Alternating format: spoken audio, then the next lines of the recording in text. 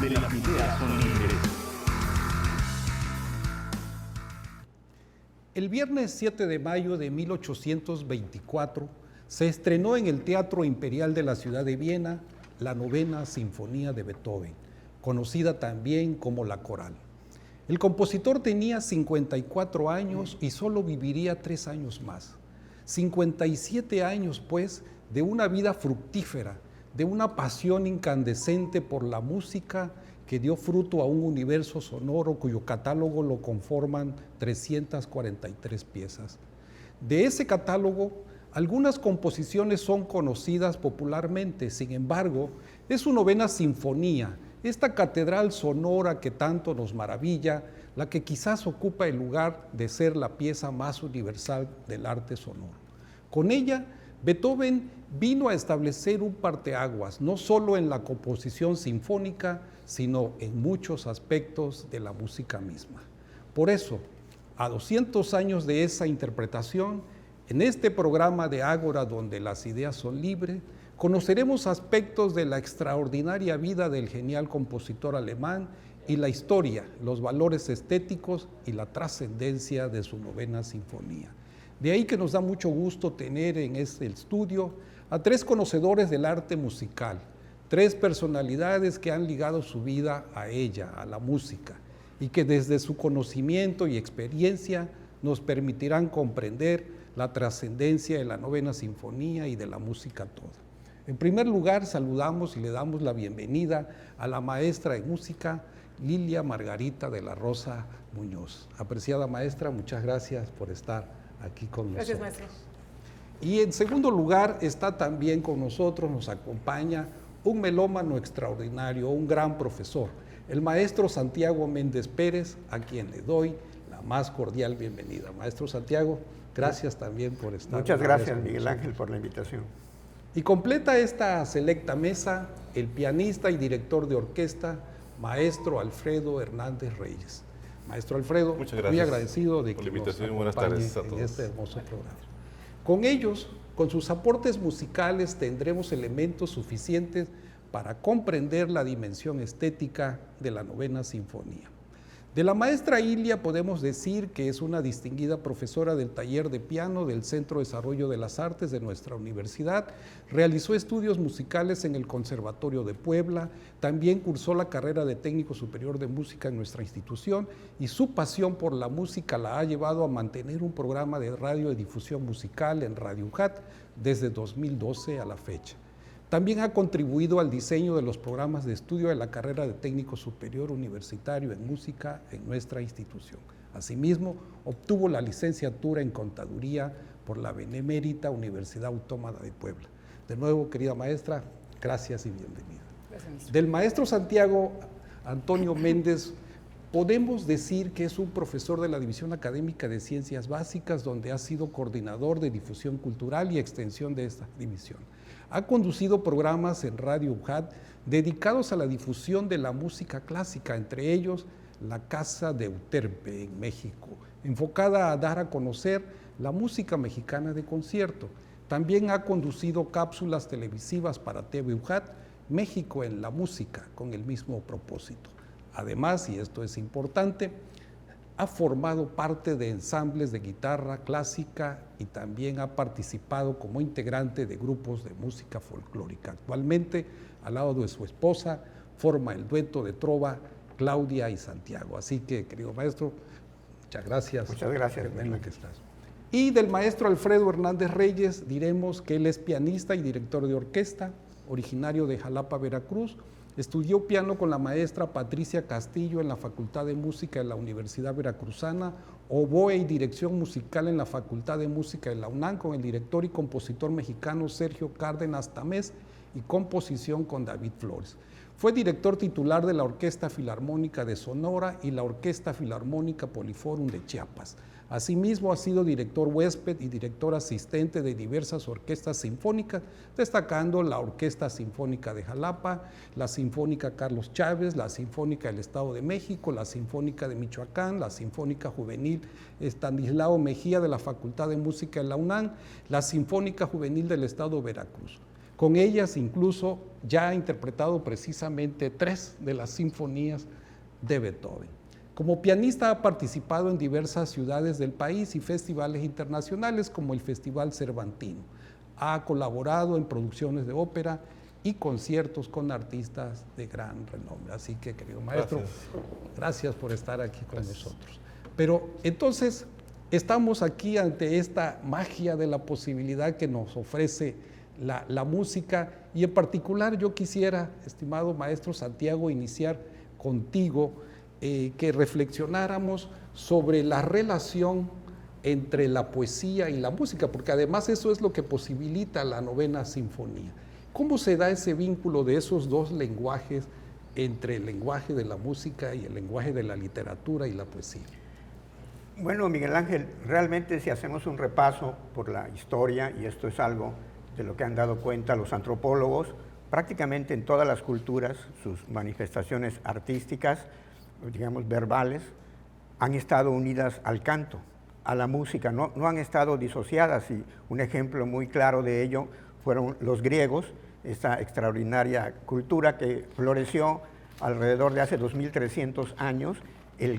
La poesía griega era cantada, de ahí viene el término de lírica, que conocemos perfectamente como un género literario. En el Renacimiento, cuando se buscó volver a los ideales clásicos y se quiso construir un arte total, como el teatro griego, nació la ópera, justamente, que es un teatro cantado, podemos decirlo así, donde la palabra y la música están unidas. En la Edad Media los juglares pues cantaban realmente sus narraciones. Entonces la palabra y el canto, la música han estado siempre de alguna manera vinculadas, y lo podemos ver también en las expresiones de la música popular. El lenguaje es un fenómeno sonoro. Entonces el lenguaje son palabras que tienen sus vocales, se pronuncian, unas son más agudas que otras. O sea, el lenguaje es musical en el sentido de que hay sonidos más agudos, más graves, que se suceden en el tiempo. También tiene una acentuación, una prosodia, y por tanto tiene un ritmo. Entonces el lenguaje tiene una musicalidad, una melodía, y tiene un ritmo. Y eso se traslada a los cantos populares.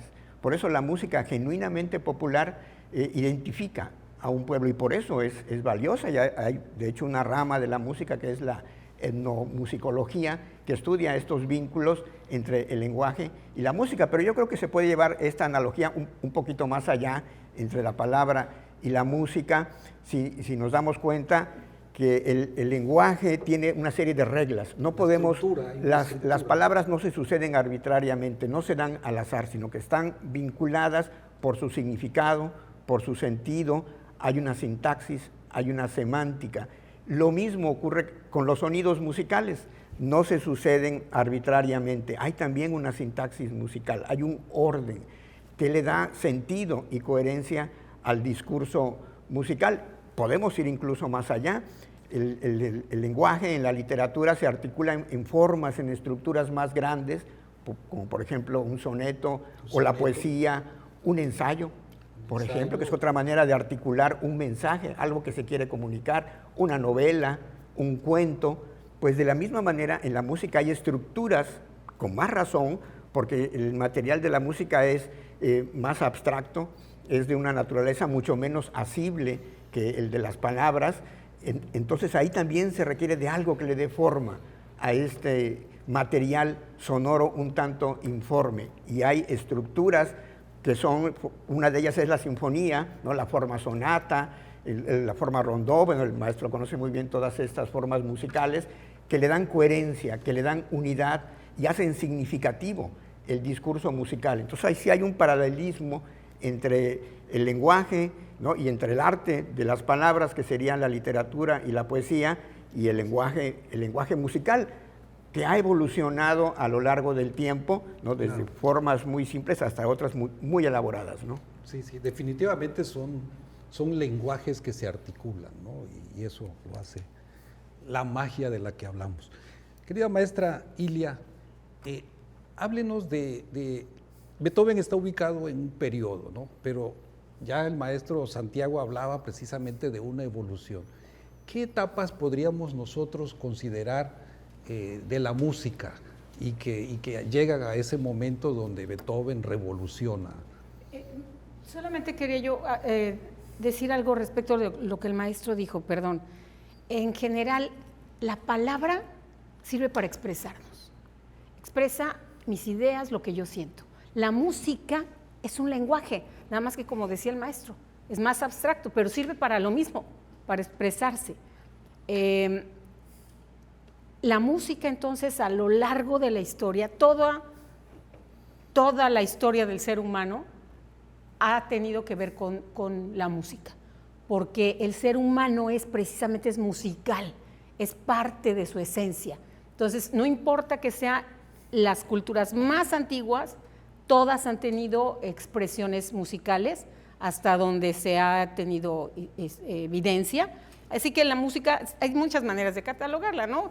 Igual que la historia en general, pero podríamos clasificarla desde la prehistoria. Después viene la música en la Edad Media.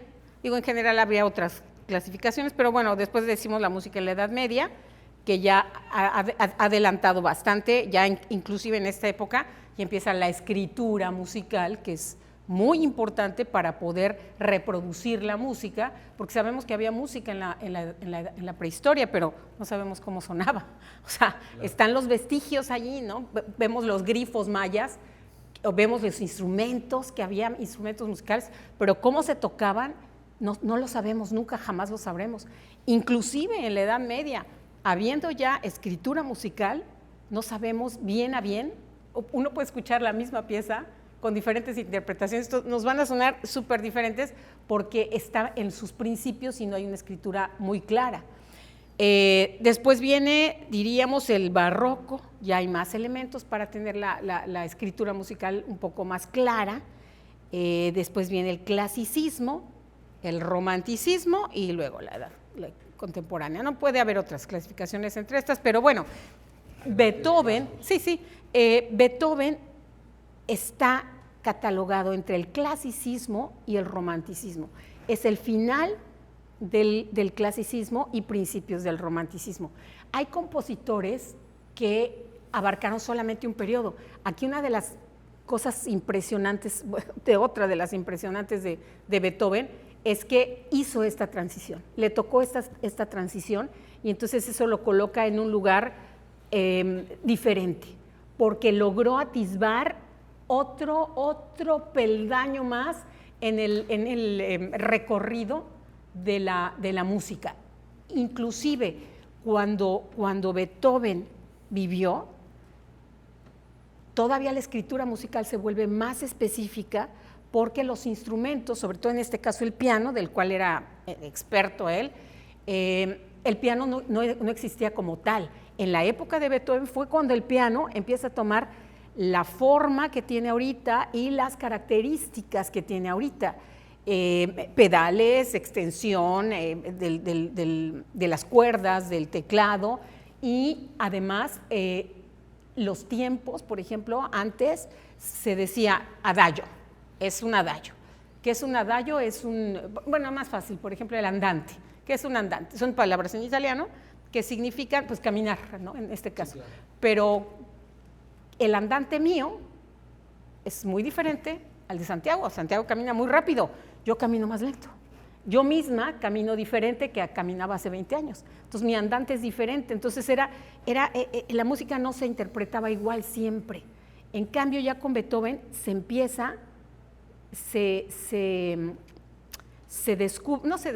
hace el metrónomo, entonces ya se dice, una negra va a valer 80. Entonces, ya allí no hay pierde. O sea, en Beethoven ya la música tiene ya características mucho más exactas, más definidas, y eso, bueno, entre otras muchas cosas que hizo Beethoven, es una de sus genialidades, ¿no? Poder decir, quiero que la música se haga así, que suene así, como yo quiero, en esta velocidad, con estos instrumentos, etcétera, porque aparte de los instrumentos, también evolucionaron. Evoluciona, ¿no? La técnica, diríamos, con La los técnica, elementos bueno, sí, técnicos. la técnica tiene que ver con la evolución del instrumento también, porque tal vez antes no se podía tener la velocidad que se tenía con el pianoforte que se usaba en ese momento. Entonces, Beethoven hizo cosas que en otros instrumentos no podían haber sonado de igual manera, ¿no? Entonces, esto da pie a que la música sea más clara para nosotros, con muchas más interpretaciones. Sí, perfecto, mi querida maestra. Estimado maestro Alfredo, aquí la maestra Ilia nos precisaba de, por ejemplo, del piano que alcanza una evolución. ¿Nos puede ahondar un poco más en términos técnicos o cómo eran esas difereas? Sí, bueno, como bien dice la maestra, el piano tiene una evolución en cuanto a su construcción. Y de hecho Beethoven crea una nueva sonoridad pianística que se le llamaba sinfónica, porque tenía ya mucha polifonía, utilizaba fortes exagerados para la época, y eso generaba pues todo un espectro sonoro mucho más grande que se va a ver reflejado en sus sinfonías. Ese es el parteaguas de Beethoven con respecto al piano. Perdón, ¿es Sí. el clavicordio? Sí. ¿El clavicordio 60 es el que años antes, el evoluciona clavecín hacia el piano? Sí, ya existía el pianoforte incluso desde la época de Johann Sebastian Bach. Ok. Empezaban, pero ya con Beethoven ya tenemos unos pianos que ya tenían acero incluso en la construcción. Pero en cuanto al espectro sonoro musical, Beethoven empieza a ampliarlo con grandes acordes muy disonantes, acordes cerrados, ya no abiertos, y creando una gran polifonía, que se le denominaba sinfónico. Ok. Y los otros instrumentos, por ejemplo, de lo que mencionaba la maestra, por ejemplo, los instrumentos de viento, ¿tienen también alguna evolución? Me interesa la parte técnica de que se alcanza mejor precisión, quizás como en la unión de los instrumentos o en la Sí. velocidad de lo que hablaba la maestra. Así es, tiene también que ver con la entonación, que había muchas formas de afinar en aquella época. Existía el piano, la entonación pitagórica, la entonación mesotónica, hasta que, bueno, se pusieron de acuerdo todos los constructores, ya a segunda mitad del siglo XIX, en adoptar el sistema temperado que tenemos ahora, en la cual tenemos la división exacta en 12 semitonos, la escala por ejemplo, de do a do, exactamente, ¿no? Entonces, eso sí crea ya, bueno, un consenso, y bueno, ya las composiciones empezaron a evolucionar también, eran mucho más claras, y empezó bueno, también tiene que ver la cuestión social, ¿verdad? Ya tenemos solistas y empiezan las escuelas de música profesional, porque todavía antes de Beethoven los músicos, como los pintores, aprendían en casa o aprendían en un taller. Empiezan las escuelas de música y empieza la profesionalización y, digamos, la producción en masa de músicos.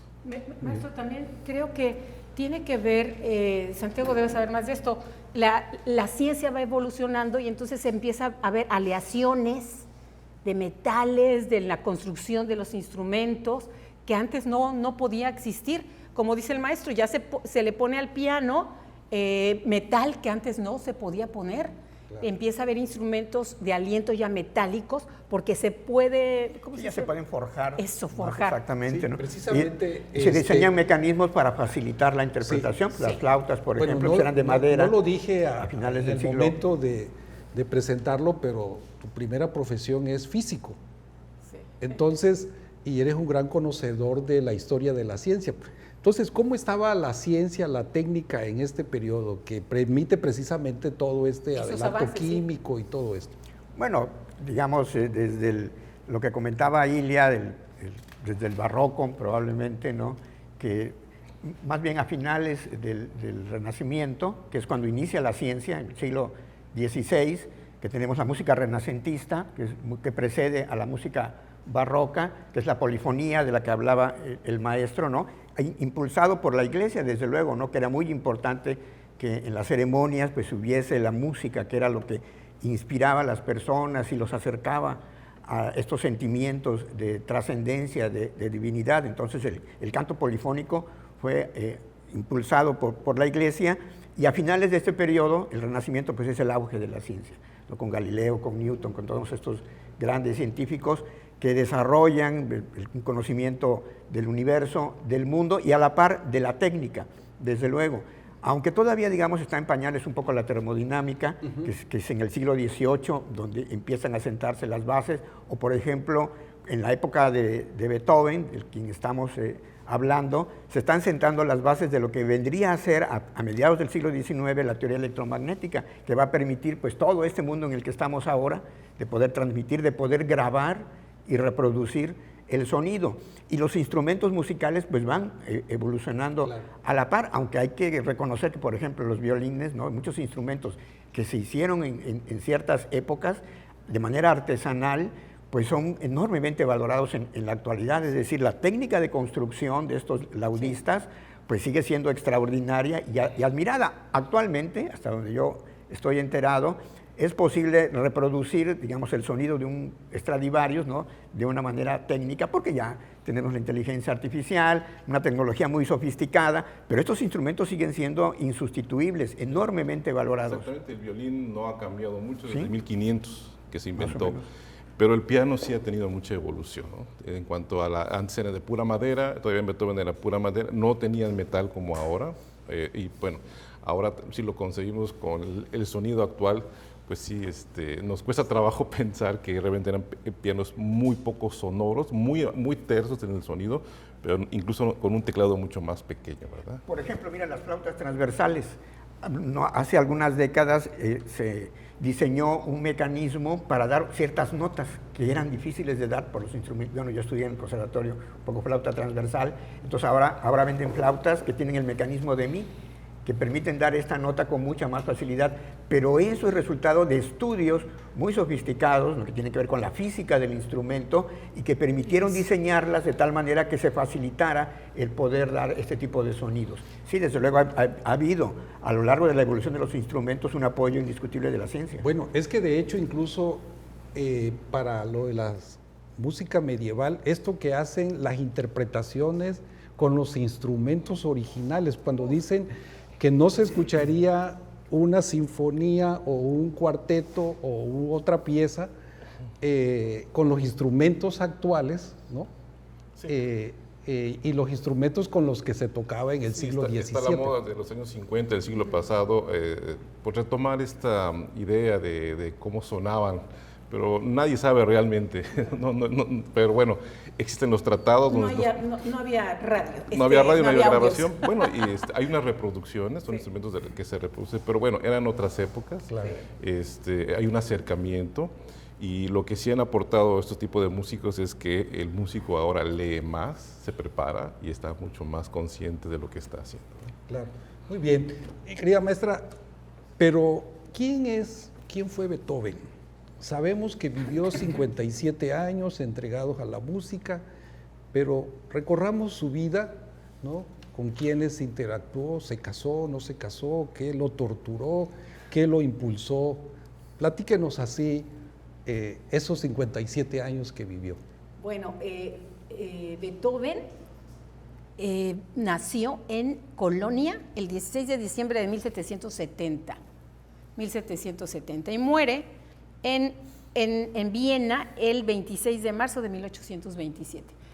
Vivió 56, 57 años, depende, ¿no? Es que luego a veces no los registraban exactamente el día, según el bautizo, y bueno.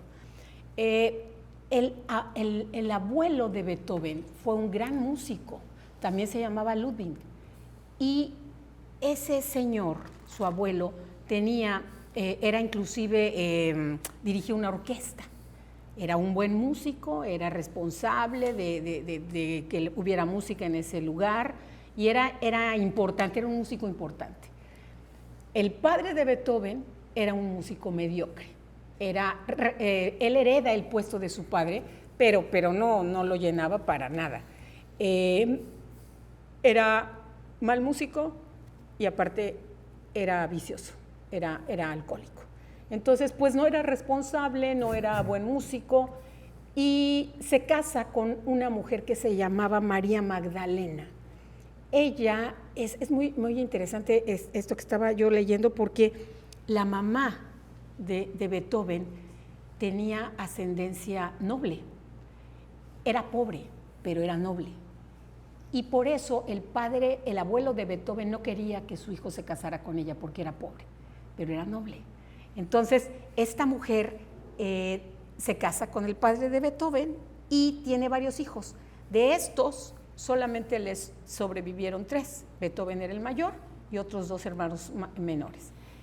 Beethoven tuvo una infancia muy triste. Realmente toda su vida fue una vida de dolor.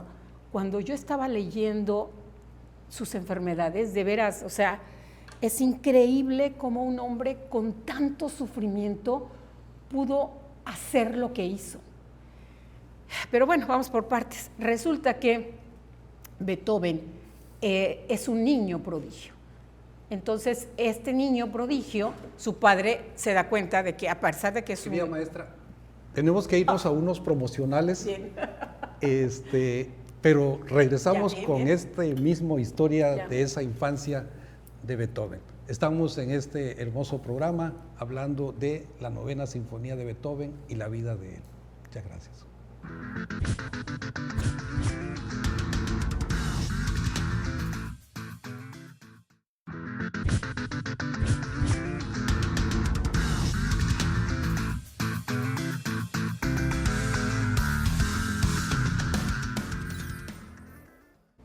Qué bien que siguen con nosotros en este programa dedicado al genio de Bonn, a este excelentísimo compositor de la 9ª Sinfonía y sus 200 años que estamos celebrando en este 2024.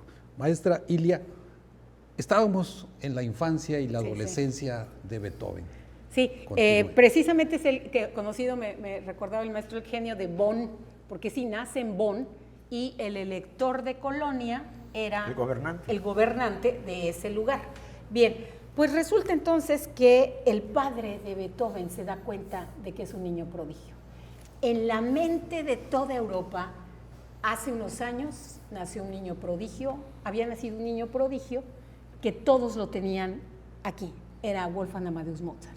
Entonces todos los padres querían que sus hijos fueran Mozart y el padre de Beethoven se da cuenta de que su hijo es verdaderamente genial.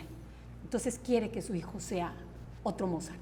Entonces él lo pone a estudiar. Y esto es una cosa que a mí me ha parecido siempre muy interesante y que siempre la recuerdo a mis alumnos. Por más genios que sean, por más eruditos, todos han estudiado. Bach, Mozart, Beethoven estudiaron, fueron a la escuela, tuvieron maestros, algunos fueron a la escuela, otros solamente tenían maestros porque ni escuela sabían, ¿no? Pero sí tenían maestros, así que todos eran estudiantes, brevaron de alguien más los conocimientos. Así que el padre se da cuenta de que este niño es muy listo para el piano. Entonces lo pone a practicar y esto hizo que Beethoven empezara a dejar de asistir a la escuela, porque el papá lo quería estudiando todo el tiempo, inclusive cuando el padre iba con sus amigos en las noches y llegaba con sus amigos, les presumía a su hijo y lo paraba en la noche, en la madrugada. Ven, mijito, para que amenices aquí y vean mis amigos qué bonito tocas. Y entonces ahí se paraba el niño a tocar y eso hacía pues que tuviera una infancia desgraciada. Realmente él sufrió abuso físico de parte de su padre, lo golpeaba, si no estudiaba, lo golpeaba mucho, lo levantaba, no lo mandaba a la escuela, o sea, lo maltrataba.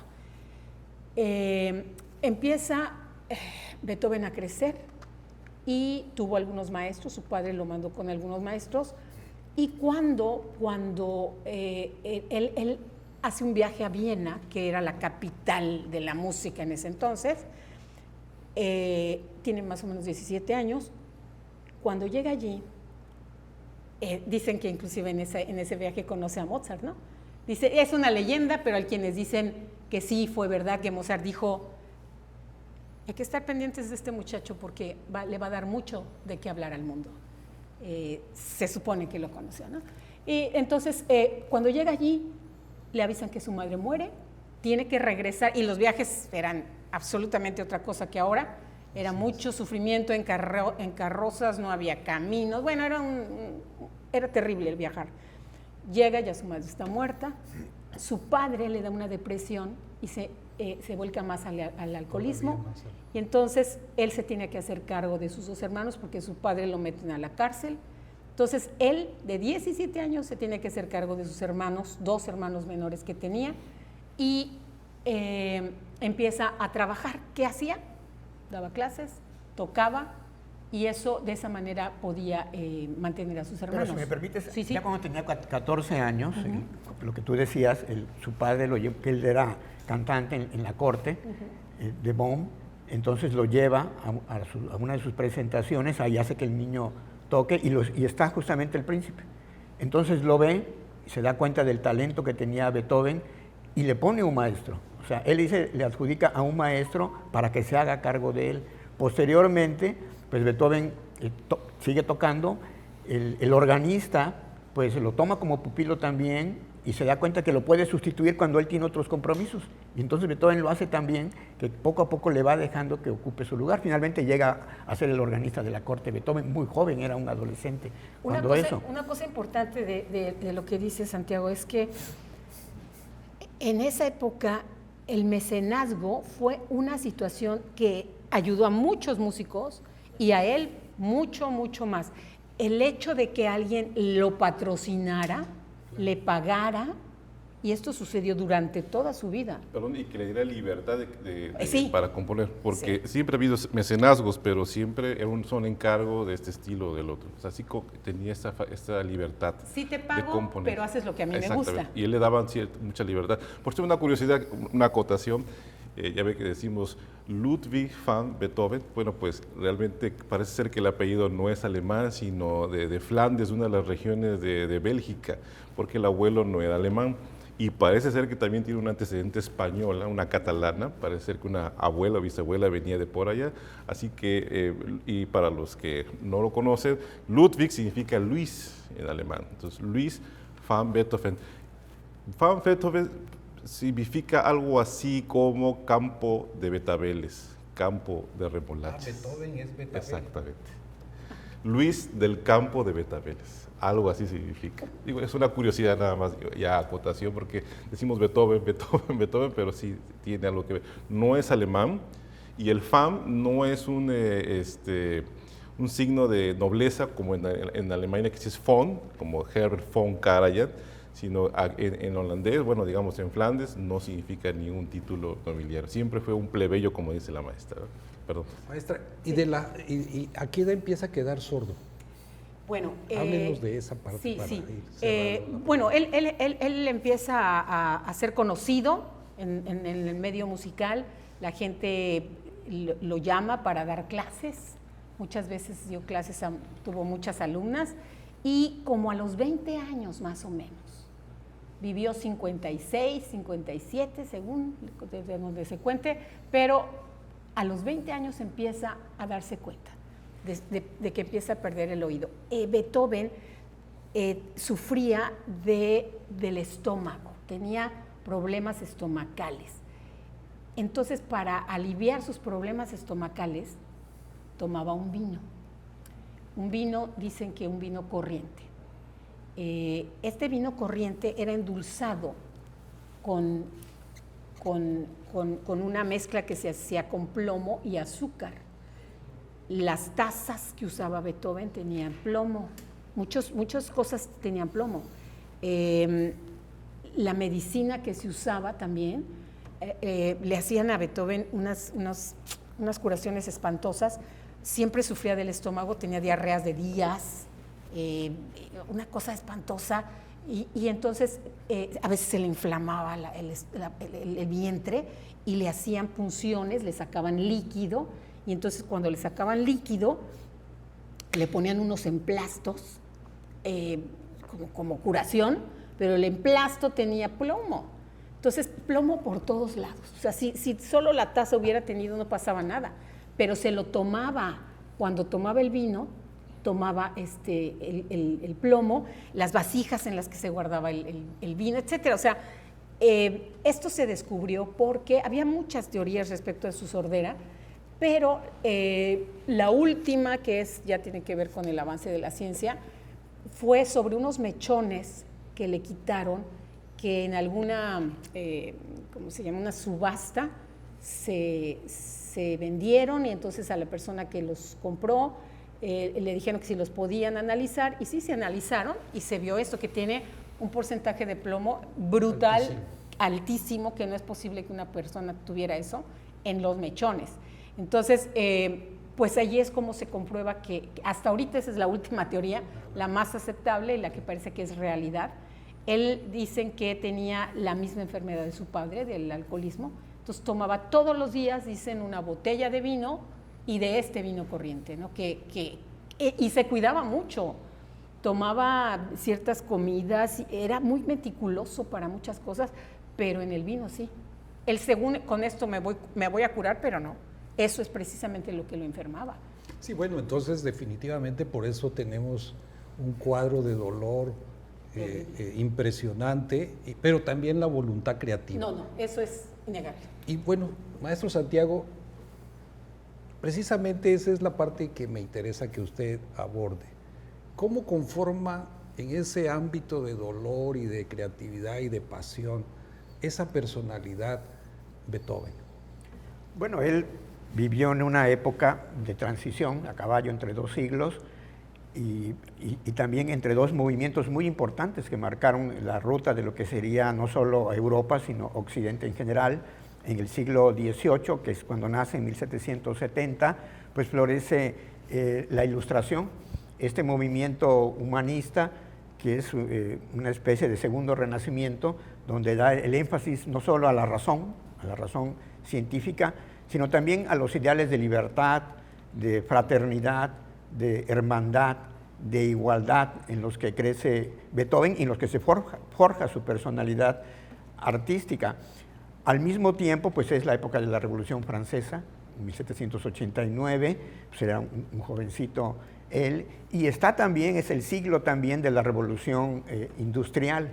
Entonces estos movimientos, ¿no?, la Ilustración por un lado, con estas ideas importantísimas que marcaron toda una generación y empujaron a Occidente en una cierta dirección, el auge del cambio de modelo económico desde la sociedad todavía feudal hasta la emergencia del capitalismo con la revolución industrial, pues indudablemente que moldearon la personalidad artística de Beethoven. Él fue contemporáneo también de grandes poetas alemanes, está Goethe, está Herder, que impulsaron también un movimiento literario, y hablaban por ahí el maestro hacía unos momentos, de estos cambios abruptos en la música de Beethoven, ¿no?, de estos pianos y de repente un fuerte súbito, porque ellos impulsaron un movimiento donde la literatura tenía que hacer énfasis, digamos, en cambios abruptos en la descripción literaria, a poner énfasis en la fuerza de las situaciones. Entonces había ya condiciones. Sturm und Drang. Este movimiento, Tormenta justamente. e ímpetu. Tormenta e ímpetu. Que nace en 1770 aproximadamente, cuando nace Beethoven. O sea, Beethoven nace, sí, ya en el final del clasicismo. De hecho, ya Goethe y Schiller ya querían despojarse de ese racionalismo en el arte, y por medio de la poesía, siempre los poetas siempre han ido delante de todos los cambios, los filósofos, y nace Beethoven en ese momento, en el que la música, bueno, pues cómo se expresa la música por medio de saltos, por medio de quintas, octavas, por utilizar acordes disonantes en la música, como los disminuidos, o los acordes menores. Todo eso generaba un ambiente un poquito más, digamos, sombrío, mucho más tempestuoso, introspectivo. Esa es en la época que nace, justamente porque lo que es la Ilustración, pues es todo el siglo XVIII, ¿verdad? Pero ya a Beethoven ya le toca lo último, y a él le toca abrir la puerta. De hecho, yo diría que es como el que realmente abre las puertas y da la estocada, en términos taurinos, da la estocada final al clasicismo, ¿no? Pero lo importante de esto es este cambio en la expresión, porque el clasicismo, que impera en la primera parte o en la primera mitad del siglo XVIII, pues es seguir reglas, normas, o sea, el arte se expresa dentro de ciertas estructuras, ciertos estereotipos artísticos, de tal manera que la parte subjetiva que las emociones pues están sujetas, constreñidas a estos moldes, pero con el romanticismo hay una libertad donde las emociones se expresan libremente, la subjetividad brota, surge, y esto es, creo que es lo característico de la personalidad de Beethoven. Lo que bien dice usted, las expresiones, el sentimiento siempre ha existido en todas las épocas, es decir, lo romántico siempre existió también en el barroco, en el medioevo, en el clasicismo también, existía ese momento de soltarse un poquito más allá de las reglas, ¿verdad? Pero ya el periodo romántico es donde se expresa en su 200%, que como bien dice, a principios del siglo XIX, ¿no? Bueno, y de hecho, creo que alrededor de los 20 años es que conoce la Oda a la Alegría, ¿no? O sea, a mí me llama la atención que él la conoce y un poco relacionado con el dolor. Es que es un poema. Es un poema. Primero es un poema. Sí. Antes de ser una sinfonía, sí, era un poema. Es un poema. Y Schiller la compone alrededor de 1786 y hay una revista que se llama Thalía, donde se publica este poema y se da a conocer entre la juventud de la época. Beethoven conoce el poema y ya desde muy temprano, ya siendo joven, hay un amigo común de Beethoven y el poeta, que a través del amigo entra en comunicación con la esposa de Schiller y le dice que Beethoven tiene la intención de musicalizar este poema. Entonces pero no había mucha libertad para hacerlo, había una, ¿cómo se dice? Cuando no se puede, estaba vetado, digamos, ese poema por el contenido de libertad. Claro, porque además hay que decir que sí, tiene razón el maestro, porque Alemania en ese tiempo no era Alemania, esta parte era el imperio germánico, el imperio Sacro Imperio Romano Germánico, que es el nombre que tenía, sí. Y realmente toda esa región pues estaba compuesta por más de 300 reinos, que eran pequeños estados, independientes entre ellos, gobernados por príncipes, muchos de los cuales eran eclesiásticos, es decir, eran miembros de la iglesia, eran obispos, arzobispos. De hecho, el primer empleador de Beethoven, que era Clemens Augusto, pues había sido nombrado obispo a los 16 años, y después fue el arzobispo de Bonn, que fue quien primero lo tuvo como organista de la corte. Entonces, este contexto político en la ciudad, pues hacía que ideas como las que estaban vertidas en este poema, pues no fueran del todo bienvenidas, ¿no? Que hubo, digamos, una inversión después, alrededor de 1815, cuando ya Napoleón está siendo derrotado y nuevamente pues, vienen las ideas otra vez de restaurar este orden monárquico, ¿no? Pero los jóvenes sí simpatizaban con las ideas ilustradas, ¿no? Con las de la Revolución Francesa, y Beethoven abrevó de ellas.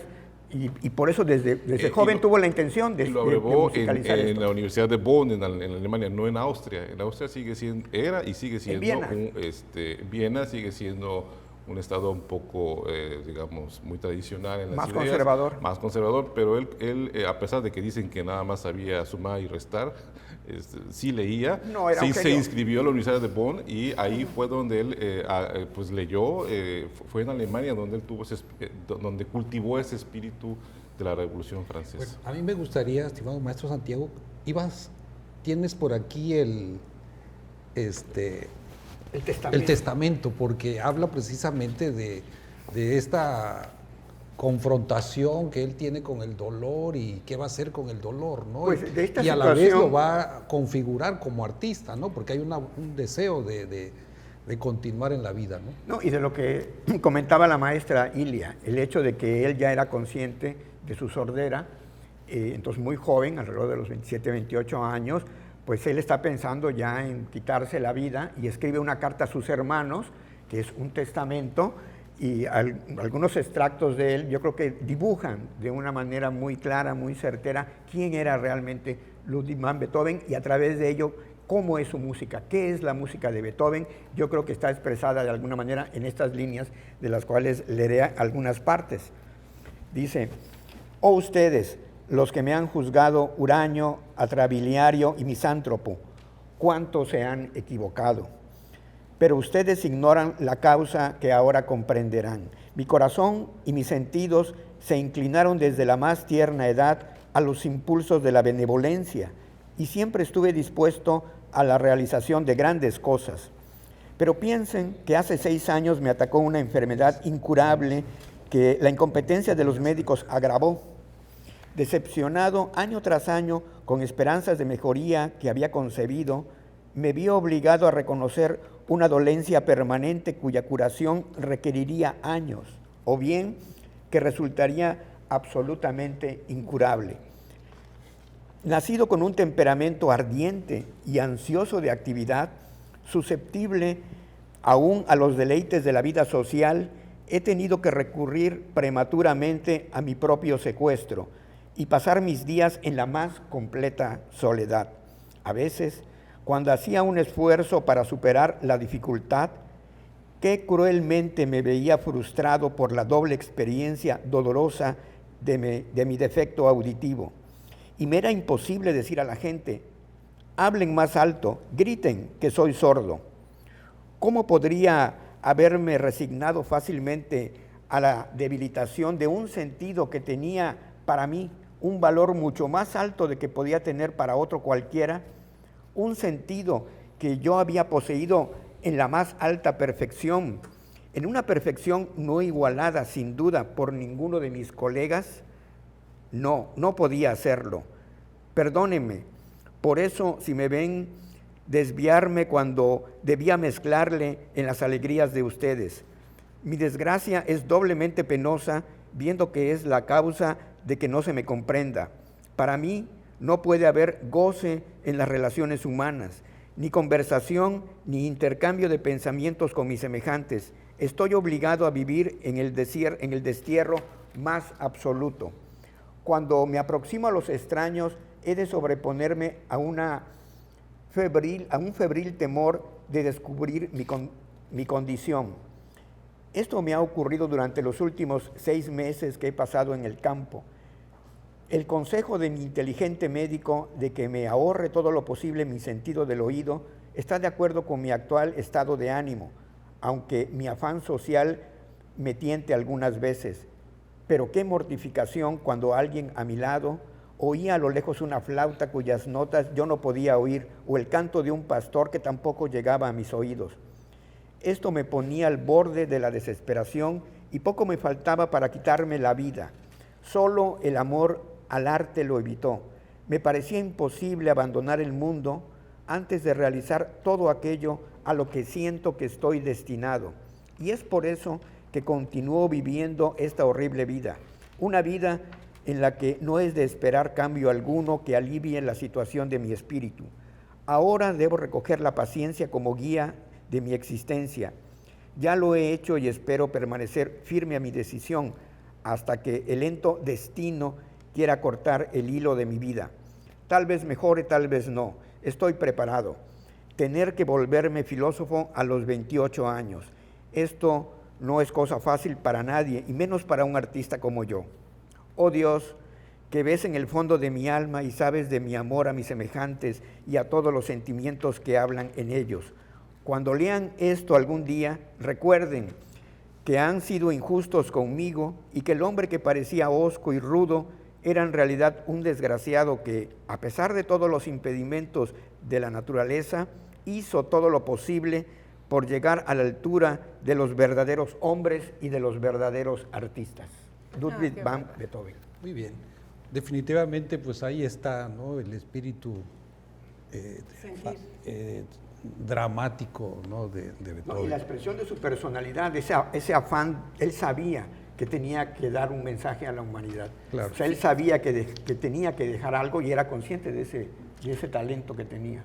Me gustaría a mí, querida maestra, pasar a que todo este dolor, cómo él pudo escribir piezas como Para Elisa, El Claro de Luna, que son tan tiernos, tan hermosos, y que son de las piezas más populares. Usted como profesora de piano, ¿cuáles son las que tocan más los muchachos cuando se acercan a Beethoven? Bueno, hay que decir que para acercarse a Beethoven no es un principiante. Aún esas piezas, la Para Elisa, que se le llama una bagatela. Bagatela es así como sencillito, ¿no? Pero pues no o sea, un estudiante de primer semestre no la va a abordar. Sí necesita saber, tener una lectura bien y estudiar, por supuesto. Una de las cosas que yo le admiro a este hombre al conocer más su vida es que no solo sufría físicamente, porque el hecho de estar sordo le implicaba escuchar un sonido todo el tiempo. Eso le daba dolores de cabeza. O sea, eso hacía que todo el tiempo estuviera atormentado y eso lo aisló de la gente. Todos conocemos un viejito que no escucha bien, una persona mayor que no escucha bien. ¿Y qué es lo que hacen? Pues ya no platican, porque ¿cómo pueden platicar si no escuchan, no? Lo que pasa es que Beethoven daba clases. Eso era una de sus fuertes para tener dinero. Entonces, al dar clases, sus alumnas eran hijas de nobles, condesas, princesas y todas estas muchachas. Y se enamoraba fácilmente, creo yo. Se enamoraba, tuvo muchas muchachas de las que se enamoró.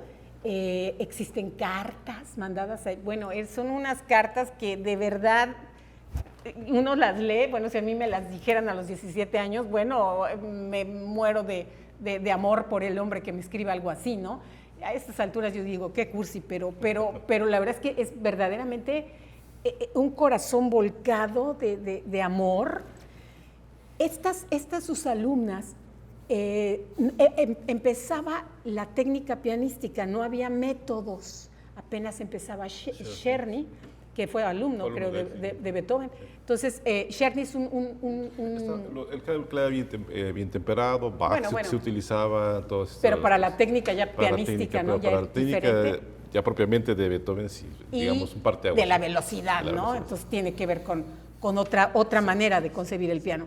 Entonces, Beethoven tenía estas alumnas y entonces veía que tenía alguna dificultad, entonces pues le hago una piececita allí, lo que sea. La del Claro de Luna, esta de Parelisa, hay varias historias de respecto de esta pieza.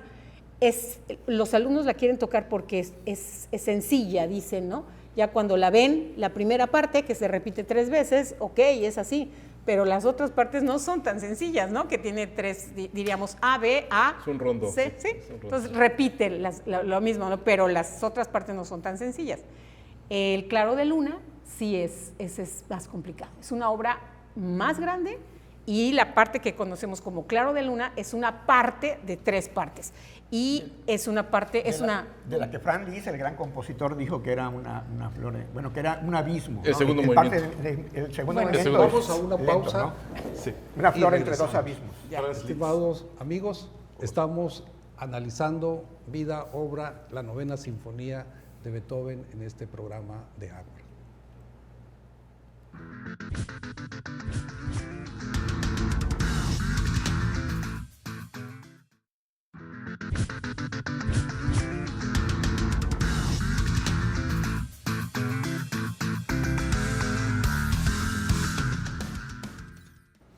Seguimos en este hermoso programa hablando de lo que nos gusta, que nos apasiona, la música, y de este gran compositor que es Beethoven, y celebrando los 200 años de la 9ª Sinfonía que se cumplieron el 7 de mayo de 2024. Querida maestra Ilia, estaba usted comentando el Claro de Luna. Sí, esta pieza, él no le puso ese nombre, se le puso después, ni siquiera él. Es parte de una sonata, de una obra más grande que tiene diferentes movimientos. Este es el más fácil, por eso es el que todo el mundo quiere tocar. La tonalidad es complicada, es do menor, creo, do menor, pero, y es complicado, tiene 6 bemoles, algo así. Y bueno, ¿qué quiere decir bemoles, maestra? Para que yo entienda qué quiere decir que tiene muchas alteraciones, una tonalidad triste, es introspectiva, es tranquila, es calmada, y después viene un movimiento más rápido y termina de una manera tremenda toda la sonata, ¿no? Pero la gente piensa que el Claro de Luna es solamente esta pieza, no, es parte de un todo. Esta obra fue escrita para una de sus pretendientas, decía yo que se enamoraba muy fácilmente, y también ellas se enamoraban de él, porque si bien era feo, le decían el español inclusive, Porque era- tenía, tenía tez porque era morena, moreno, era moreno. tenía las cicatrices de la viruela, varicela, ¿cómo se llama? Era bajito de Tenía la estatura, nariz chata, cabezón, cabezón, espaldón, chaparros. con una greña de león así. Era un hombre realmente feo, pero O sea que en este cuadro está guapo. pues sí, tiene una expresión así introspectiva, pero sí, era un hombre que uno decía, pues no está guapo, pero talento mata carita. Entonces era como muy fácil enamorarse de un hombre tan talentoso y con esa pasión con la que hablaba, con la que escribía. Y si le escribía una obra como esta, bueno, yo desmayada caía a sus pies también, ¿no? Estas mujeres no podían corresponder a su amor, ninguna, nunca se casó, porque eran ricas. Y él Eran de la nobleza. eran de la nobleza, y él era pobre. Era plebeyo. Bueno, solo era músico. Porque incluso había nobles que no les iba muy bien Sí, económicamente. sí, es verdad. Y de hecho es podrían acceder a una condecoración si se casaban con esas personas, Sí. pero pues aquí no se dio el caso. Pero de hecho muchas de estas princesas o aristócratas se peleaban por los cabellos o los mechones de Beethoven. Sí, realmente. Era un rockstar, hay que decirlo, Sí. como Michael Jackson, podríamos Sí, decir ahora, ¿no? sí. Una persona igual Mozart en su Franz Liszt, por periodo. ejemplo, más adelante. Franz Liszt, por cierto, que lo conoció Claro. cuando él tenía 12 años, Beethoven lo escuchó tocar Y y le también. dio un beso en la frente Sí. y le dijo, tú vas a ser feliz a mucha gente con tu talento. O sea, sí lo conoció a Franz Liszt, o se O sea, conocieron, ¿no? Beethoven le dio el beso. Le dio un beso ya al Franz final Liszt. de su vida, conoce a Franz Liszt de 12 años, lo escuchó. Bueno, y yo le dio creo un beso. que en homenaje a eso es que hace la transcripción Hace de las las 9 reducciones sinfonías de las 9 sinfonías para piano. piano, exactamente. Y es el sí. único que pudo tocar sus últimas sonatas porque tenía Muy difícil. la técnica, o sea, nadie podía tocarlas. Se adelantó a su época Beethoven, escribía mucho más difícil de lo que la gente estaba acostumbrada a tocar. Solo Liszt fue el primero en que tocó todas sus 32 sonatas, ¿no? Total que las mujeres no podían enamorarse, o sea, sí se enamoraban, pero no podían casarse con él. No podían. Socialmente no se podía. Entonces hay una anécdota muy bonita y muy triste donde ella le dice, sí hubo alguna relación y todo, pero al final a ella le dicen, si sigues con Beethoven te vamos a quitar el dinero y a tus hijos, así que hazle como quieras. Entonces ella le dice, ¿sabes qué? Ya no puedo seguirte viendo. Entonces me van a casar con el príncipe, con el conde no sé qué. Y entonces Beethoven le dice, ok, condes hay muchos, Beethoven solo hay uno. O sea, eso es un hombre que a pesar de sus circunstancias físicas, emocionales, de enfermedad, sabía quién era y lo que valía. Claro. Es impresionante cómo logró superar no solo el dolor físico, sino emocional y decir, yo voy adelante. O sea, no me voy a quedar atascado en esta enfermedad que es un dramón para una persona que vive de los sonidos, ¿no? Hay que decir que a los 35 años está completamente sordo. Sí. ¿no? Empieza a los 25, 24 a perderlo y a los 35 Nada. está totalmente sordo. ¿no? Hay unas cornetas que le fabricaron para que él pudiera escuchar, se acercaban y le gritaban por la corneta, hicieron las cuerdas de su piano, se las tensaron más, porque él literalmente abrazaba el piano para sentir las vibraciones o sea, todo su cuerpo se volvió una oreja para poder sentir, aunque él no escuchaba. Una cosa así interesante que me parece a mí decir es que él sí escuchó, tenía los sonidos adentro de él como los músicos, y bueno, por supuesto, además genio, tenía la música adentro, la música absoluta, pero una cosa es que él pudiera escuchar un la, un re, un mi, armar una melodía, a escuchar un acorde con diferentes timbres, decir la con el violín, re con la viola, diferentes timbres de instrumentos y hacer el acorde.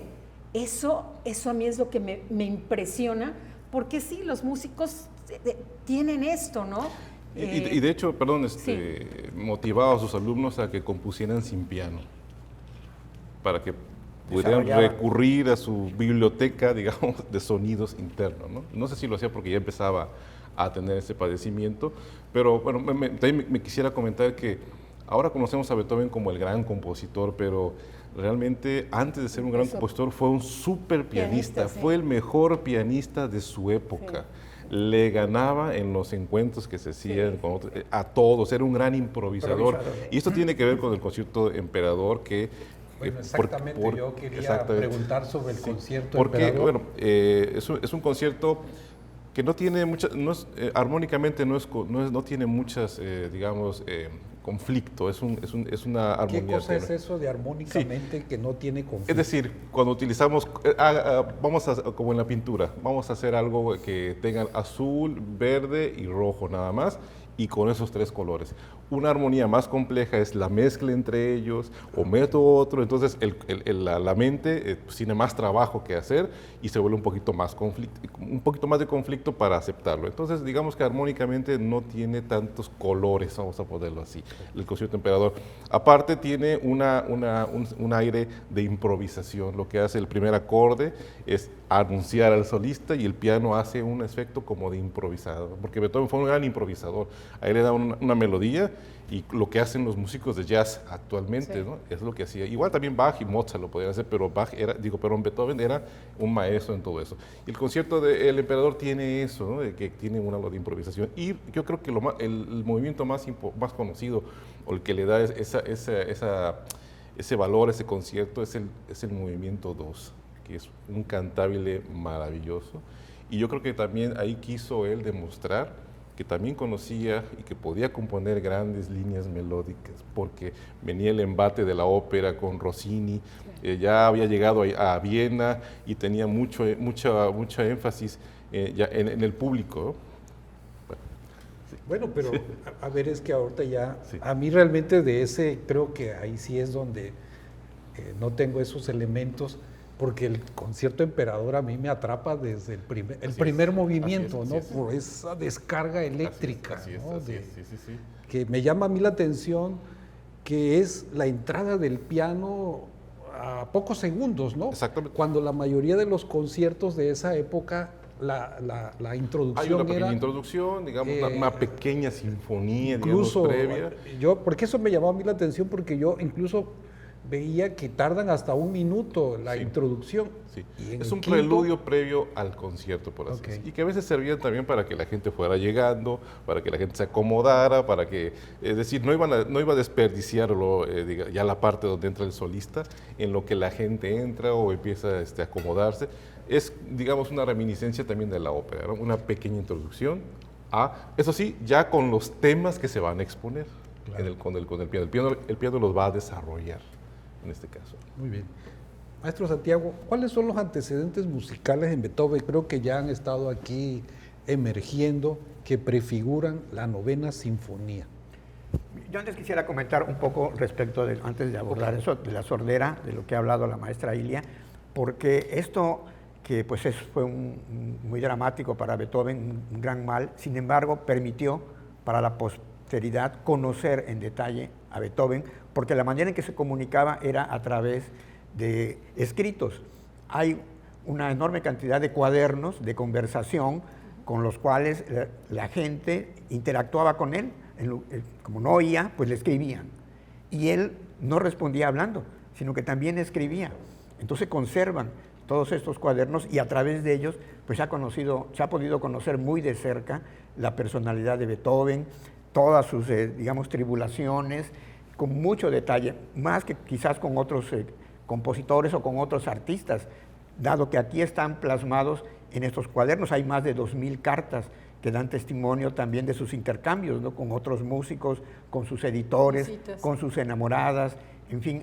Hay en la actualidad un enorme conocimiento acerca y se han escrito muchas biografías muy importantes acerca de la vida de Beethoven. Bueno, parece que los antecedentes de la novena sinfonía, que ya están, digamos, desde que él tiene la idea de musicalizar este poema de Schiller, pero ya musicalmente datan de alrededor de 1815, donde hace los primeros esbozos, y hay una obra que le antecede, que es semejante, que es la Fantasía Coral, para piano, para cello, para coro, que tiene temas y que tiene una armonización, bueno, el maestro aquí puede hablar con más detalle de ello, semejantes a lo que sería la novena sinfonía, y también el texto, que es no se sabe con precisión de quién es, pero tiene una temática, un contenido semejante a lo que es la Oda a la Alegría de Schiller, y me gustaría, si me lo permites, pues leer ahí brevemente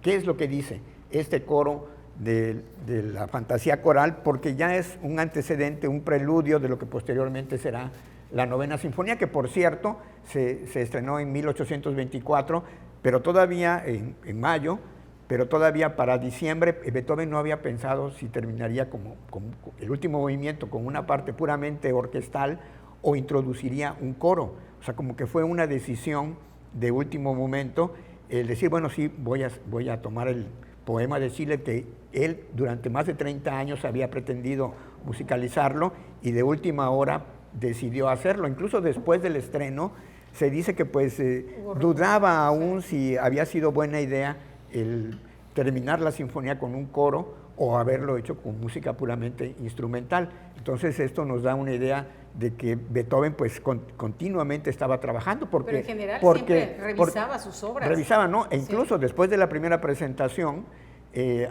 hizo correcciones, y a las siguientes presentaciones siguió haciendo correcciones a la obra, que por cierto se presentó primero en Viena, aunque la Sociedad Filarmónica, bueno, después hablaremos de eso, adelanto un poco aquí, que había sido un encargo de la Sociedad Filarmónica de Inglaterra, hicieron un contrato, y en este contrato establecía que por 18 meses la obra iba a estar en propiedad de esta sociedad y no se podía interpretar más que por ellos. Pero Beethoven no cumplió con ese contrato. Es que no se acostumbraba, de hecho. Y de hecho no se tomaban muchas licencias. Una vez que se tocaba, salía la reducción al otro día, ya estaban los copistas, sí, y no había como los copyright de ahora que conocemos. Sí, no había esos derechos, entonces pues se podían dar esos permisos de no seguir mucho el contrato. Entonces me gustaría leer un poco este texto y invitar a la gente también, porque yo creo que lo importante de este programa pues es invitarlos a que escuchen. Me parece que es lo más importante, que se adentren, que se acerquen ahora, cuando hay la posibilidad de hacerlo instantáneamente, ya sea en el celular, en la computadora, pues en YouTube, poner simplemente Novena Sinfonía de Beethoven. Hay grandes interpretaciones, tal vez después el maestro pueda decirnos cuáles serían las más recomendables, pero hay algunas que tienen subtítulos. Sí.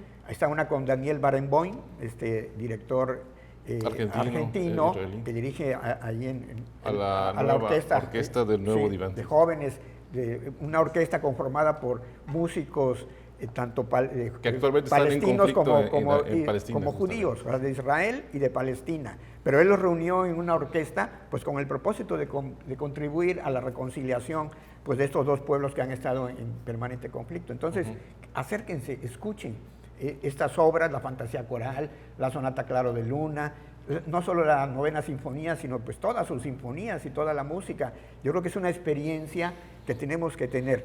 Bueno, y les voy a leer un fragmento de este texto, de la fantasía coral, que dice: con gracia y dulzura resuenan las armonías de nuestra vida, y el sentido de la belleza engendra flores que eternamente florecen. La paz y la alegría avanzan cual amigas como el juego alternante de las olas, y lo que insistía en ser rudo y hostil entra a formar parte de lo sublime. Cuando en los tonos reina la magia y en las palabras la inspiración, se configura lo maravilloso. Noche y tempestad se vuelven luz, calma exterior y alegría interior. Priman para el bienaventurado, y el sol primaveral de las artes permite que de ambas nazca luz. Algo grande contenido en el pecho florece de nuevo en toda su belleza, y si un espíritu se ha encumbrado, todo un coro de espíritus resuena siempre a su alrededor. Aceptad, pues, almas bellas, alegremente los dones del buen arte. Cuando se unen el amor y la fuerza, el favor de los dioses al hombre recompensa.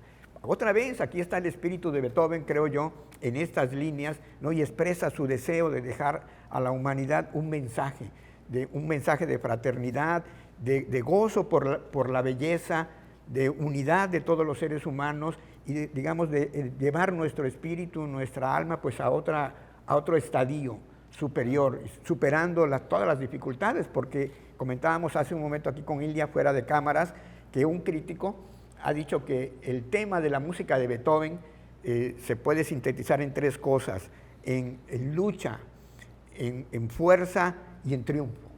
Ahí están, en la música de Beethoven está esto, ¿no? Y yo creo que en la época en la que vivimos, en esta posmodernidad que ha diluido muchas cosas, pues es necesario volver la mirada, ¿no? Y sobre todo adentrarnos y sentir y experimentar lo que esta música tiene que decirnos.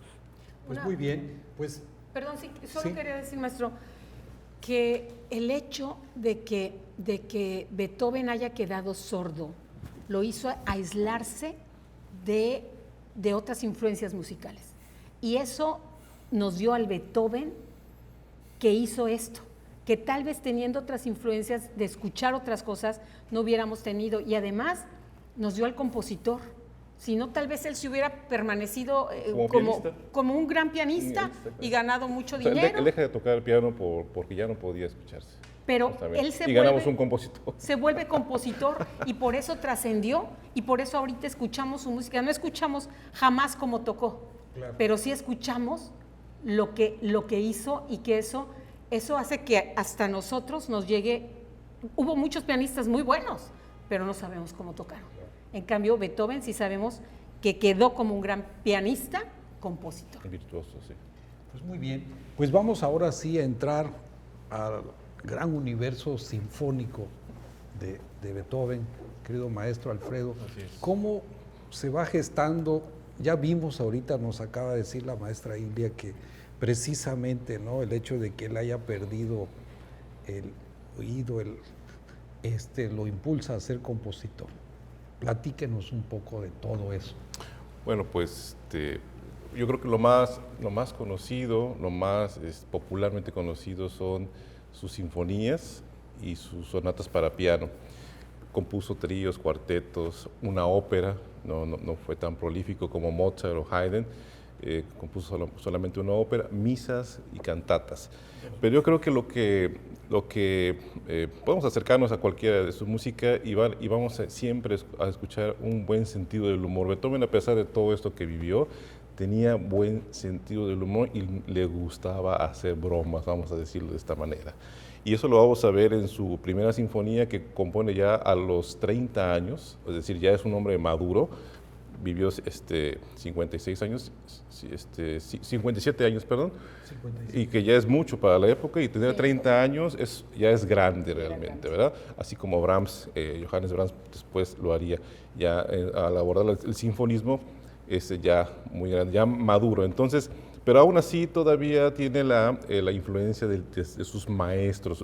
Realmente él dice que nunca aprendió nada de Haydn, que fue su maestro, y de Mozart, pues no tuvo tiempo realmente de aprender, pero bueno, sí leía y sí analizaba sus partituras, y como una especie de, digamos, tributo, pues compone su primera sinfonía a los 30 años, no completamente sordo, ya empezaba, y su sinfonía número 2, la primera está en do mayor, la segunda en re mayor. En do mayor tiene una característica desde el primer acorde, desde los primeros sonidos, y es que no empieza en la tonalidad como se acostumbraba o como era la tradición, que una sinfonía, que hay que decirlo, es una composición puramente instrumental, que eso es muy relevante para cuando platiquemos de la novena propiamente, que una sinfonía no tiene letra y no tiene voz. Es puramente instrumental.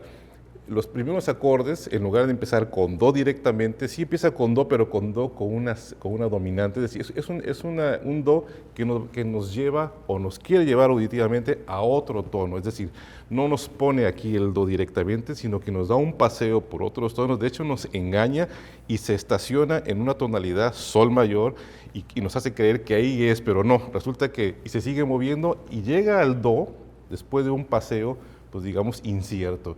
Eso no existía en las sinfonías previas, y Beethoven desde ahí ya empieza en su primera sinfonía a jugar con nosotros. Entonces, si lo vamos a escuchar... Vamos a, en el siguiente bloque, porque ya el tiempo que nos queda no nos va a alcanzar, pero un dato, Haydn compuso ¿cuántas sinfonías, maestro? 104 oficialmente, pero se piensa que son más. Y Más. Mozart 41, pero sí, se piensa con 56. Y Claro Beethoven, que la extensión era mucho menor. Hay que decir, exactamente, eran piezas más cortas, todas de alta calidad. Yo diría que están en el nivel de artesanía. Y en el caso de las sinfonías de Beethoven, son 9 nada más, pero realmente son obras muy grandes, donde él tenía el tiempo también de poder corregir, como lo harían después los demás compositores. En el bueno, caso. sí vamos a escuchar. Sí, sí, sí. Vienen los 2 videos, por favor.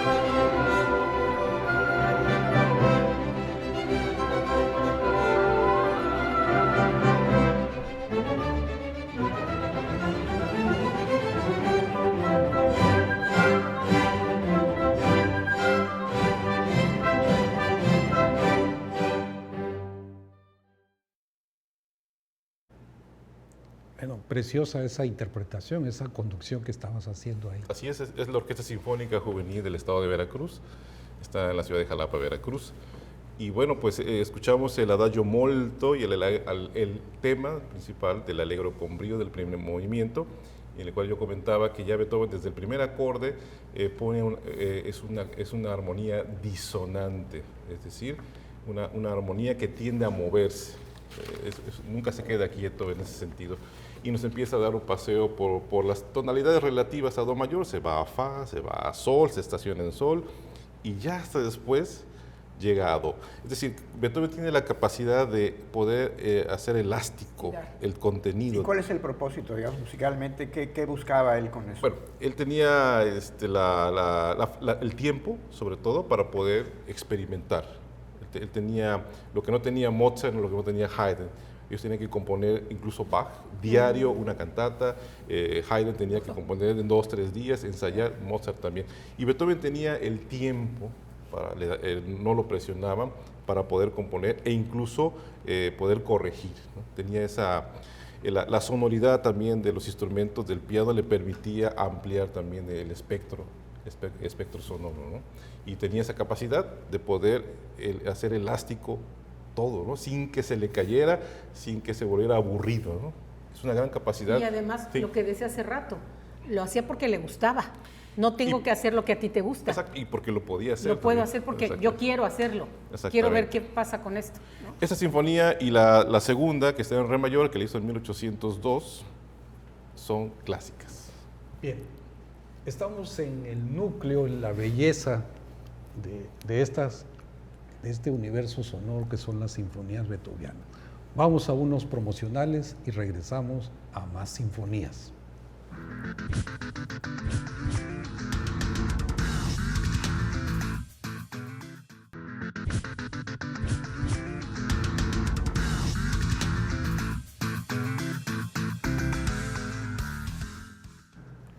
Seguimos, estimados amigos, en el mundo sinfónico beethoveniano.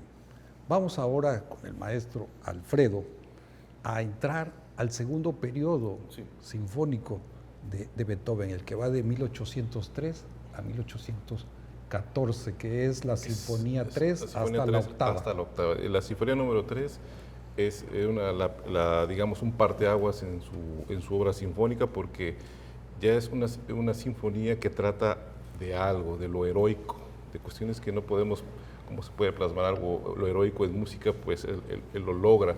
Y no solo por el tema que se llama Heroica y que está dedicada a un personaje muy importante como era Napoleón, que él era partícipe de sus ideas, y después cuando se dio cuenta de que se autoproclamó emperador, pues tachó el nombre de Napoleón y se le quedó como Heroica. Tenemos una obra ya con una estructura muy larga, digamos, de 4 movimientos. Fue compuesta en 1803. Después vendría la Sinfonía número 4 en 1806, que es una sinfonía parece ser que fue una época en la que él mejor estaba emocionalmente y socialmente, y bueno, es una sinfonía clásica, vamos a ponerla así, al estilo de la primera y segunda sinfonía.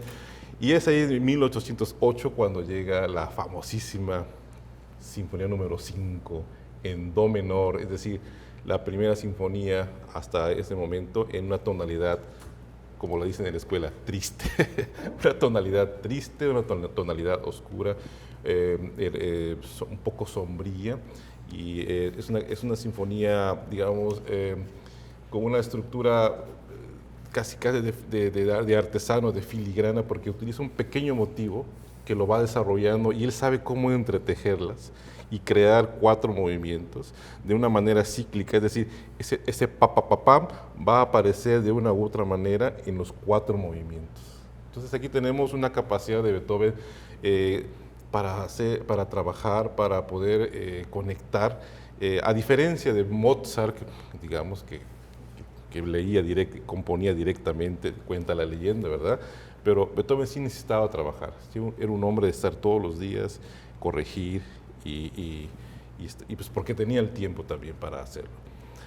Vamos a escuchar un fragmento con piano, porque después la gente lo puede hacer como debe ser, con orquesta, para que tengan idea del carácter de esta primera entrada, estos primeros compases de la Quinta Sinfonía de Beethoven.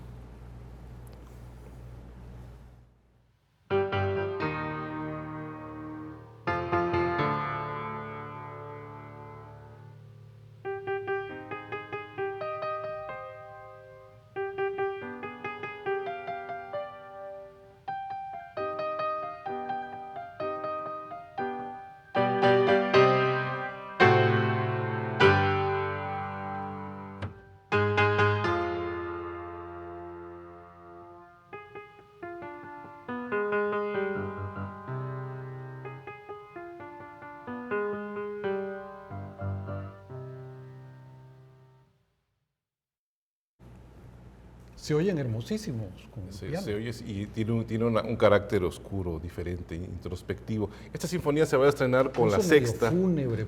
Fúnebre, exactamente. De hecho, la marcha fúnebre de Chopin para piano está en do menor. Pues cuando le preguntaron qué significaba, parece que él dijo, así llama el destino a la puerta. Así llama el destino a la puerta, exactamente. Como con 4 notas, y de esas 4, 3 son las mismas, hizo una obra maestra. O sea, la elaboración en él es tremenda. Impresionante. Es un gran ejemplo. Es como la sonata, claro, de Luna. Exactamente. Pero aquí son 3 notas. Sí, pero con un motivo muy breve construye todo. Exactamente. Impresionante. Saben entretejer muy bien, ¿verdad?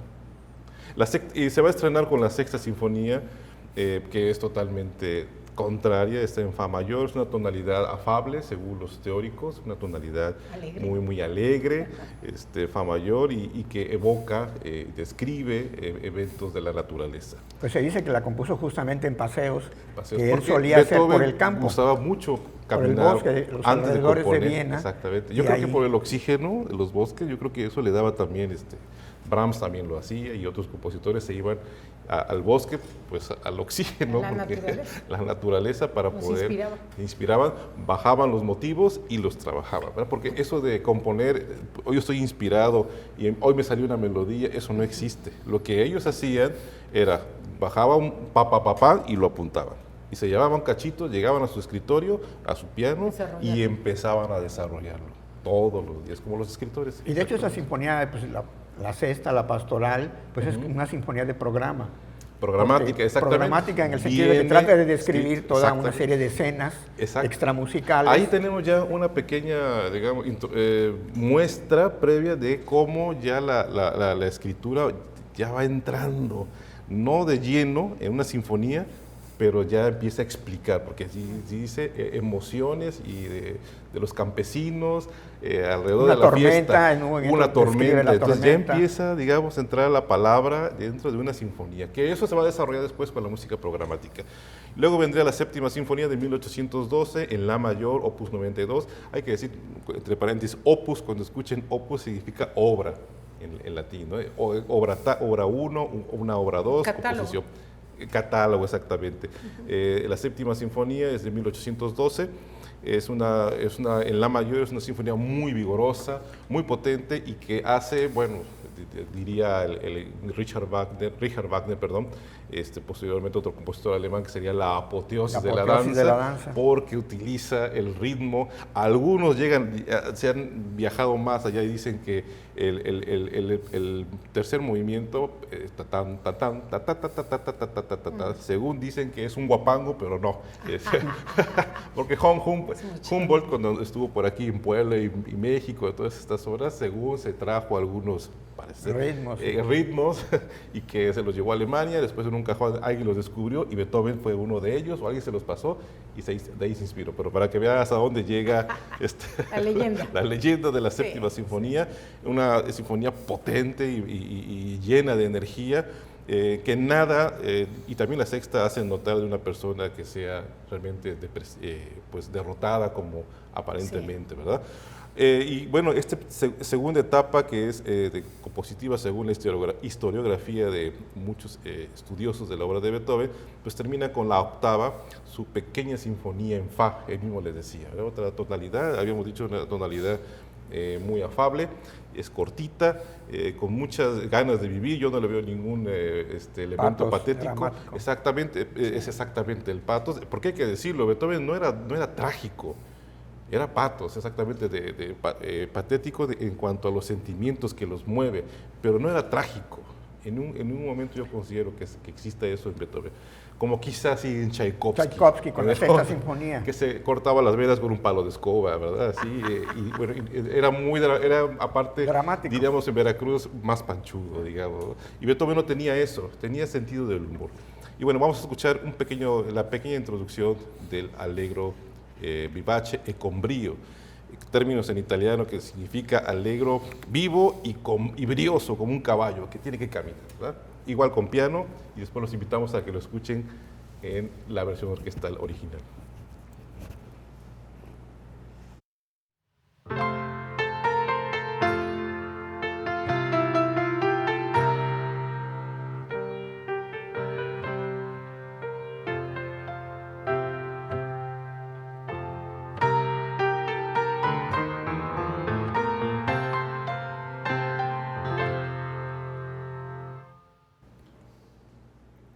Bien, con esto se cierra propiamente el segundo periodo y entramos ya pues al tercer periodo, que comprende fundamentalmente la novena sinfonía. Así es. La sinfonía número 9, compuesta en 1824, terminada en 1824, pero se viene gestando de 10 años o 15 antes.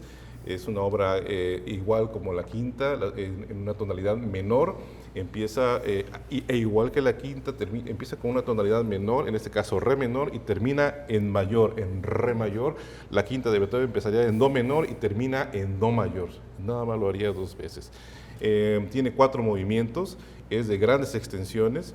El primer tiempo se llama Allegro ma non troppo, un poco maestoso. Ya aquí tenemos un detalle muy interesante, como decía la maestra.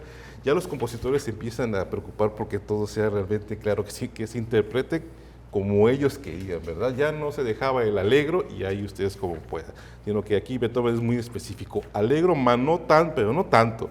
Ma non troppo es no tanto. Ma no tanto. O sea, alegro, pero no tanto, un poco majestuoso, ¿verdad? Pero en una tonalidad menor. Algo muy interesante es que todas las sinfonías empezaban con una tonalidad. Habíamos dicho que la primera, Beethoven no lo hacía,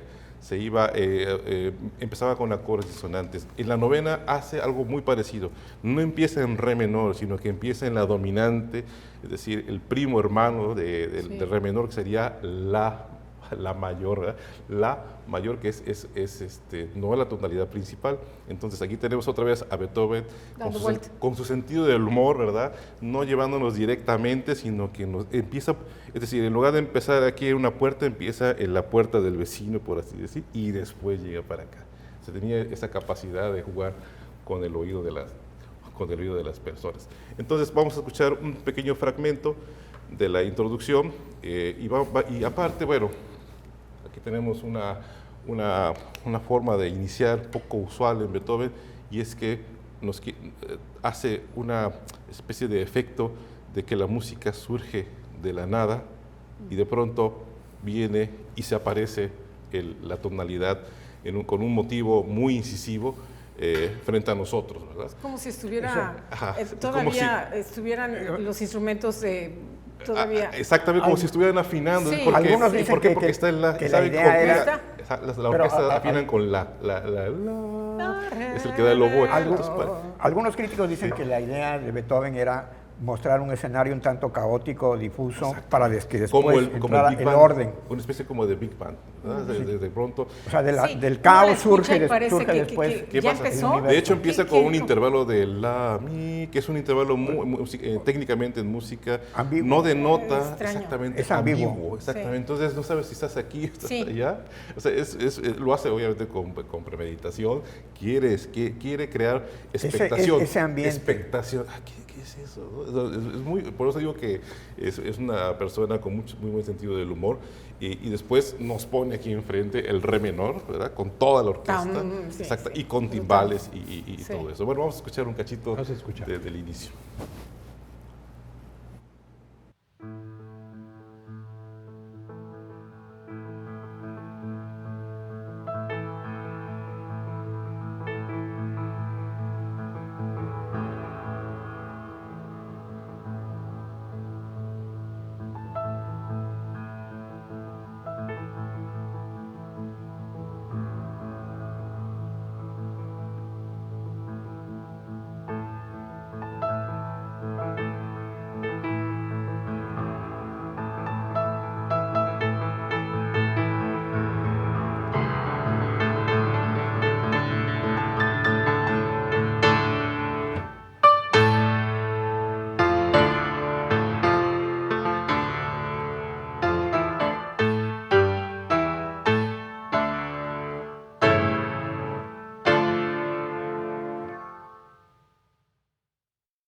Ahí está. Ahí está la belleza. Es decir, después de un tiempo entra a re menor.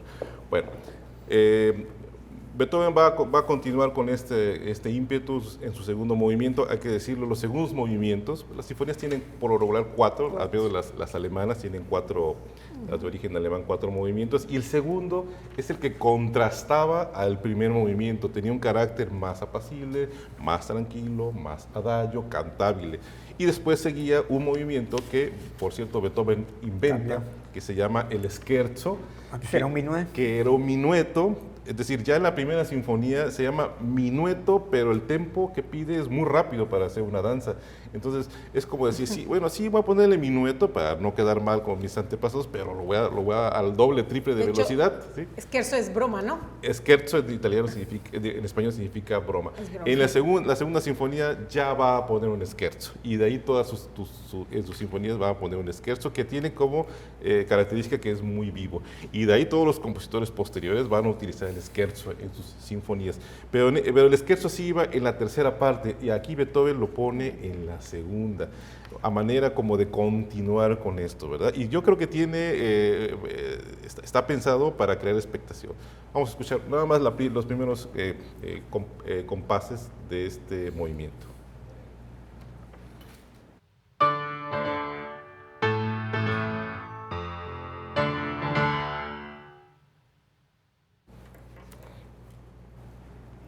Bien. Entonces, bueno, ahora sí vamos con el contraste. Tercer movimiento, Adagio molto e cantabile. Escuchamos. Escuchamos.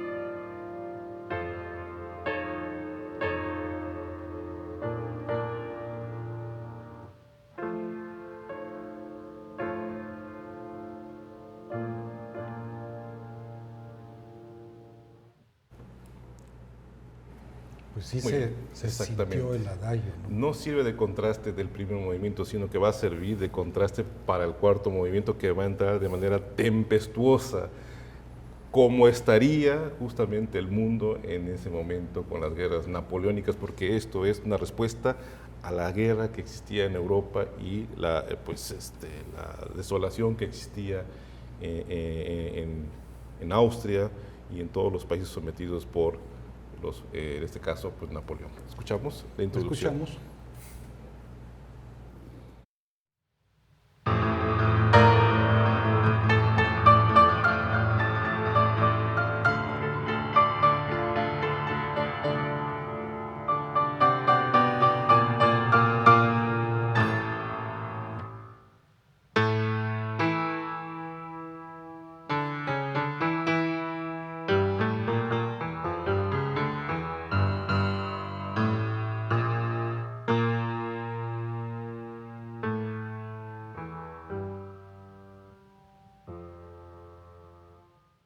Introducción. Acabamos de escuchar la introducción del cuarto movimiento. cuarto movimiento, Y después el entra más famoso el de más todos. famoso, y después entran los violonchelos y contrabajos en una especie de recitativo que solo eso pertenece a la ópera. Entonces, bueno, de hecho lo pone como recitativo, ¿verdad? Y además pensó en un momento ponerle letra incluso, pero bueno, también dudó en eso y lo dejó sin letra. Es uno de los atrevimientos de Beethoven. Y bueno, va así a continuar durante toda la introducción, va a poner un poquito de los movimientos anteriores a manera de que no se pierda lo que pasó.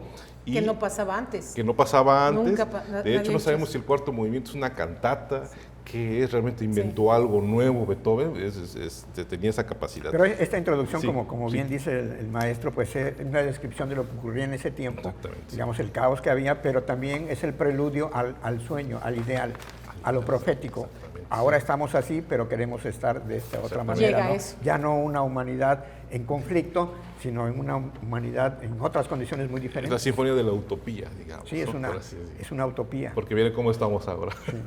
Sí, Dígalos en todos y lados. bueno, Igual. en la inauguración se conoce quiénes fueron los cantantes. Ah, sí, sí, ¿verdad? claro, sí. Sí, entre ellos. Sí. El propio Beethoven los contrató, él buscó Bueno, a los él- músicos. él invitó a las Él dos, invitó, a la soprano y a la contralto a su casa previo al estreno de la obra, a cenar. Entonces incluso las hizo esperar porque se había ido a rasurar, había ido a la barbería y después se disculpó con ellas que las invitó a cenar. Y parece que el vino no era muy bueno y le hicieron a ellas un comentario, pero él estuvo con las cantantes antes. Sí, del él contrató, eran muchísimos músicos que tampoco se usaban tantos músicos. Y lo Entonces, mejor de esa Y bueno, época, ¿no? una de ellas, que es Henriette Sontag, tenía Tenía 18 jovencita, años. 18 muy años. jovencita, La Metro tenía 20, 20 años. muy jovencitos. Ella, Sontag, hizo una gira en Estados Unidos en 1854, después llegó a México y le tocó participar en los preparativos del himno nacional. Entonces, frente a Antonio López de Santa Ana, ella cantó. Cantó el himno de González Bocanegra, pero Sí. no la música. La No, música era de otro, Sí, ¿verdad? era de otro Que compositor. Rubini, sino- Y tuvo la mala suerte ¿En después español? en español, sí, en español, sí. González Bocanegra, sí. Pero tuvo la mala suerte después de que la llevaron a un paseo por Tlalpan y ahí pues se contagió de cólera y falleció en la Ciudad de México. O sea, la cantante Que estreno. Estuvo Que en el estrenó. estreno de la novena sinfonía, pues Murió estuvo en en Tlalpan. México en los preparativos del himno nacional mexicano. Digo, es un dato muy interesante. Así como Trotsky murió en la Ciudad de México. También. Grandes Otra personas. cosa interesante que estaba leyendo es que entre los movimientos, bueno, ahora no se usa que aplaudamos, Sí. pero en ese momento fue interrumpido varias veces. Varias veces, porque a la gente le gustó tanto, inclusive no recuerdo qué movimiento se tuvo que repetir nuevamente desde el principio, porque la gente estaba emocionada escuchando lo que nunca habían escuchado, cosas Así es. diferentes. Bien, vamos a... Sí, continuamos en este mismo movimiento porque es el más largo, dura 20 y tantos minutos. Vamos a escuchar ahora sí el momento donde entra el cantante. Es decir, bueno, ¿es una sinfonía o es una ópera? Bueno, hasta la fecha nadie sabe realmente qué es, pero ahí viene la gran innovación de Beethoven, a poner música, letra y voz en una sinfonía que no existía antes. Y el barítono, pues en palabras de Beethoven, tenemos, permítame. Dice, amigos, por favor, no esos tonos tan... No en esos tonos. No en esos tonos. Olvidemos esos tonos tan dramáticos, tan duros, ¿no? Mejor cantemos unos más amables, ¿verdad? Y es lo que se va a escuchar, bueno, con el piano.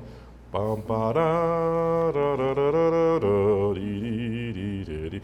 Eso está escrito por Beethoven, no por Schiller. Ajá. O sea, Beethoven todavía también escribe algo Hace suyo. una introducción, prepara lo que Él viene lo después. escribe, se atreve Su a propia. poner algo increíble, es maravilloso. Escuchamos. Vamos a escuchar.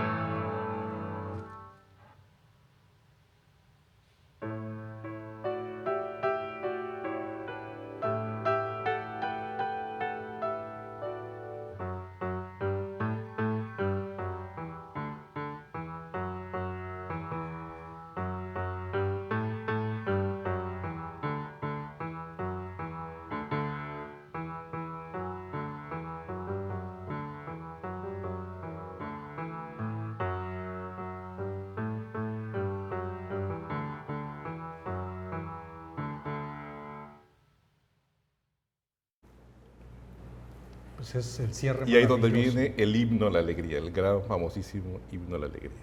Sí, maravilloso que sigue enriqueciendo Así la es. vida de todos.